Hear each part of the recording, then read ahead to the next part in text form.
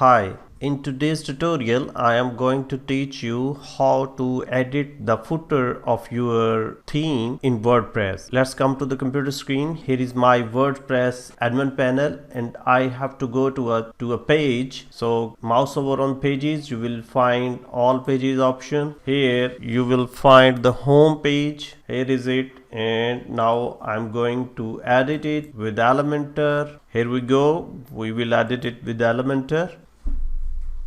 Here we go. Now I'm going to tell you how to edit the footer with the help of your Elementor. In my case, here is my theme. Your theme may be different, but the procedure is same. You will find edit footer option here. Click here, and now you are in the position of editing the footer. You may change your data here, you may change address, you may change everything you want to change. You can easily be changed with the help of Elementor. Here is the Elementor entries for this section. You can change this as well, change this as well. So this is a way to easily edit your footer.